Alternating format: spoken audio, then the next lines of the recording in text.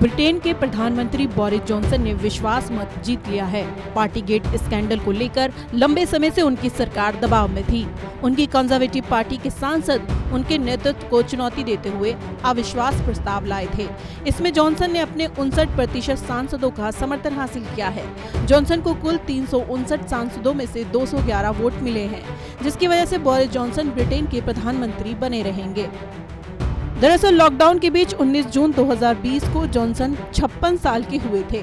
इस दौरान Downing street में जॉनसन की पत्नी कैरी ने पार्टी का आयोजन किया था। आरोप है कि इस कार्यक्रम में करीब 30 लोग शामिल हुए थे, लेकिन उस वक्त कोरोना लॉकडाउन था और कार्यक्रमों में 2 से अधिक लोगों के शामिल होने की इजाजत नहीं थी। इसके बाद भी जॉनसन पर प्रधानमंत्री पद से इस्तीफे का दबाव बनाया जा रहा था। इस पूरे विवाद को पार्टीगेट घोटाला नाम दिया गया।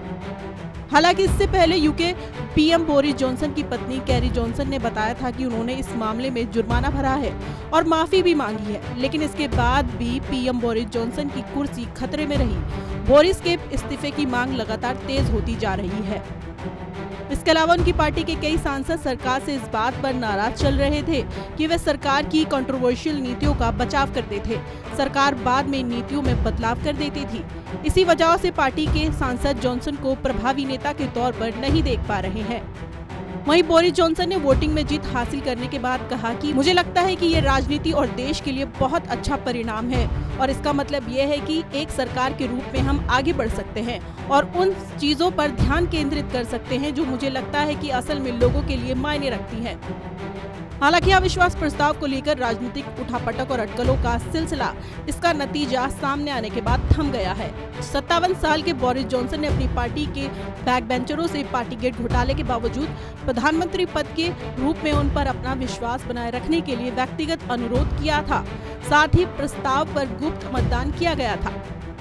इसके बाद भी कंजर्वेटिव पार्टी के मौजूदा नियमों के तहत जॉनसन अब कम से कम 12 महीनों के लिए बैक बेंच चुनौती से सुरक्षित रहेंगे। हालांकि राजनीतिक नजरिया ये भी है कि इसी बीच वैकफील्ड में आगामी 23 जून को होने वाले उपचुनाव से पहले एक मतदाता सर्वे भी सामने आया था, जिसमें पार्टीगेट स्कैंडल के मामले के चलते कंजर्वेटिव पार्टी करीब 20% के अंतर से इलेक्शन हारने की आशंका जताई जा रही थी। माना जा रहा था कि इस उपचुनाव में लेबर पार्टी को काफी समर्थन मिल सकता है। ऐसे में ये नतीजे बोरिस जॉनसन के इस्तीफे की मांग को और मजबूत कर सकते हैं।